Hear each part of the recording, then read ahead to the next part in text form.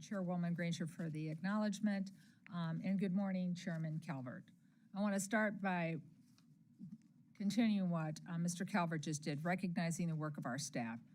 On the minority side, Jennifer Chatran, Farouk Ofaso, Jason Gray, Ben Peterson, and my defense fellow Michael Clark in my personal office, Johnny Caberlet, and the majority staff, and especially all the majority staff that I had the pleasure with working with the last Congress. You're sprinkled throughout the room. Thank you for your work.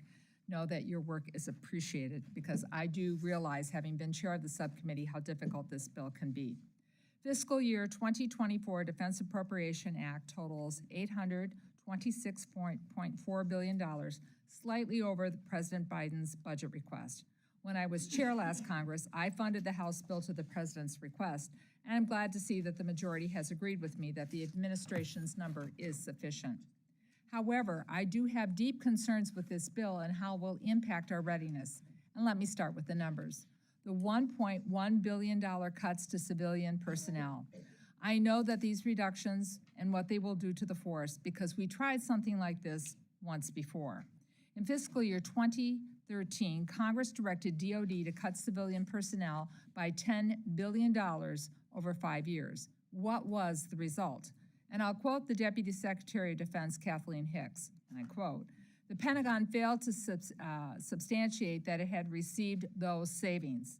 The reason those efforts rarely succeed is that it merely shifts the work being done by civilians to others, such as military personnel or defense contractors. In other words, we didn't save any money.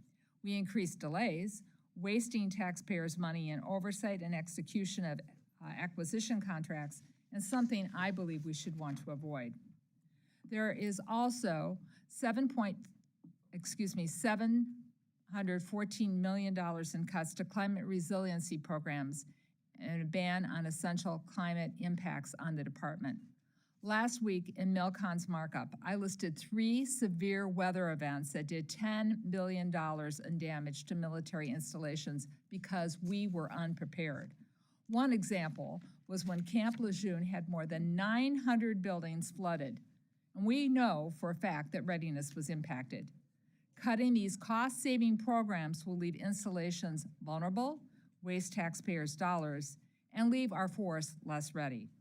But this is the Appropriations Committee, and we are supposed to disagree about the numbers, and we will. But we always get our job done, and we will do that, the chair and I, as we move forward. But I would also like to turn to my fundamental concerns with this bill. Mr. Chairman, I must be honest with you. I did not see any of these new general provisions coming, especially on the defense bill. I was shocked when I read them, because I knew they would distract us from our task as appropriators. To execute our job, we have to be laser focused on training and equipping our troops so they can perform their duties, come home safe, and ensuring that our service members and their families have their needs met at home. I was disappointed. Disappointed because I fear these provisions will leave us a force that is smaller in size and poorly reflect of the America it serves to defend. Members, I want you to clearly understand why I feel so strongly. 12 days from now, we will commemorate the 247th anniversary of our independence. We will celebrate as a nation that grew from 13 meager colonies to the most powerful nation in the world. A nation that has struggled, but has always tried to live up to the promise of the values enshrined in our Constitution, to give every American a better life, a part to play in our nation's story. The history of America's military is no different. Time and time again, we have struggled through periods of political and social conflict to expand opportunities to serve more Americans. This year is the 75th anniversary of racial integration of the services. In 1948, President Truman's executive order recognized what was always true, that Black and brown Americans have served honorably in every military conflict since the Revolutionary War. From the Civil War heroes of the 54th Massachusetts Volunteer Infantry Regiment to the Harlem Hellfighters in World War I, the famous Red Tails, Black Americans have always been there. They've always been serving. And that's true of Americans of every race. The war in the Pacific could not have been won without the Navajo and Sioux Nation code talkers. Japanese Americans fought the fiercest battles in Italy, despite the horrific policy that interned their families here at home. The services took years to comply with President Truman's order, but when they did, they made our military stronger. Truman also did something else in 1948. He signed the Women's Armed Services Integration Act into law, allowing women to formally serve in the U.S. military, though a ban serving in combat would not be lifted until 2013. That was only 10 years ago. This law recognized another enduring truth. Women have always stood up for our national defense. In 1776, Margaret Coburn disguised herself as a man to serve in the Continental Army, firing her cannon even after being shot 3 times at the Battle of Fort Washington. 350,000 women served in uniform during World War II, from WASPs to WAVES to those in the nursing corps. And the list goes on, and we are stronger for letting them raise a hand to serve. In 2011, Don't Ask, Don't Tell was repealed, a policy that forced gay, lesbian, and bisexual Americans to have to lie about who they were in order to serve their country. And I'll repeat Mr. Pocan's powerful story. Leonard Malkovich, an Air Force technical sergeant who was discharged in 1975 because he was gay, despite being awarded a Purple Heart and a Bronze Star for his service in Vietnam. And his tombstone reads, "When I was in the military, they gave me a medal for killing 2 men, and they gave me a discharge for loving 1. Similar words will not be added and should never be added to another grave, because Americans chose acceptance and inclusion over fear.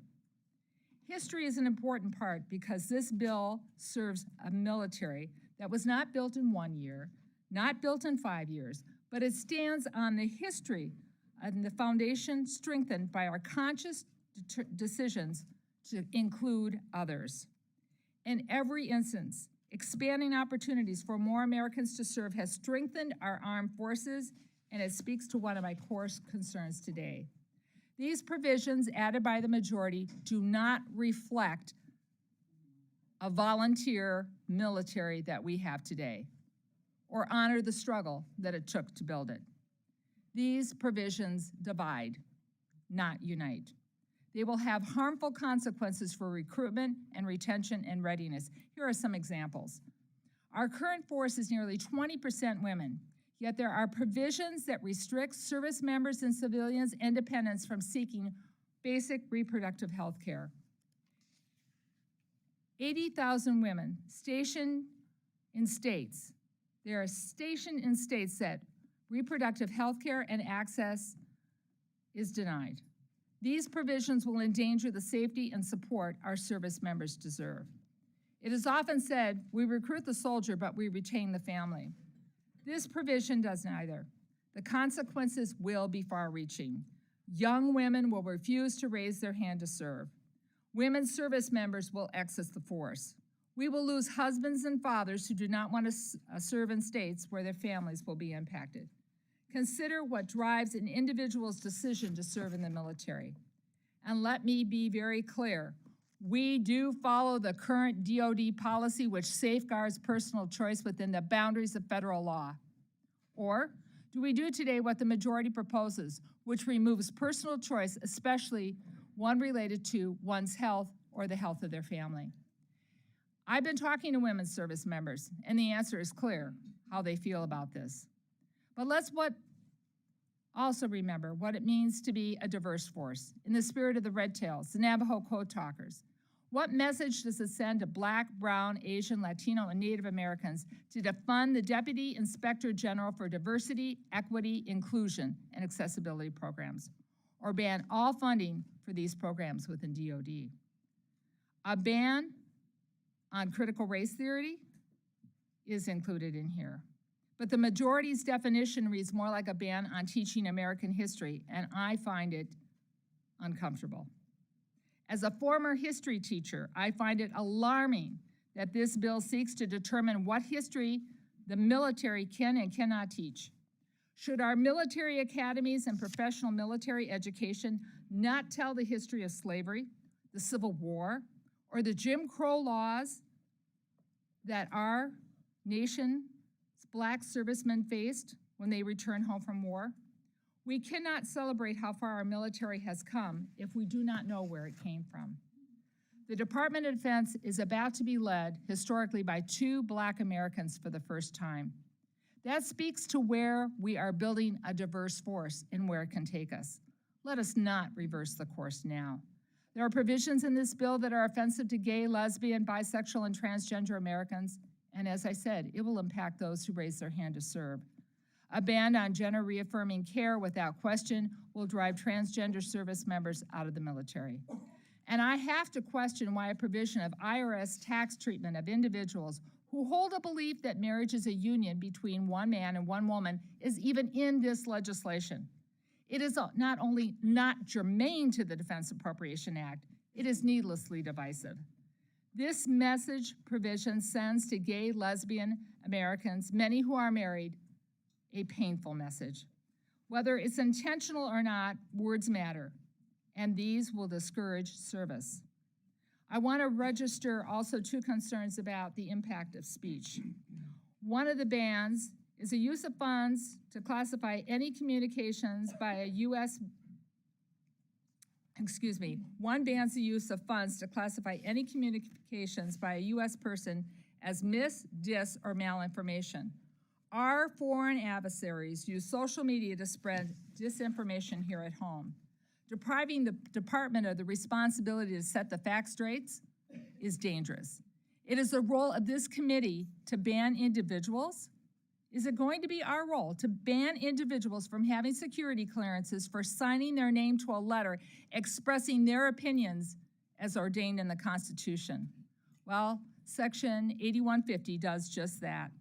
If we want to take this committee down a road of punitive action, I have plenty of members in the Trump administration who I think should never hold security clearances again based on their actions surrounding January 6th.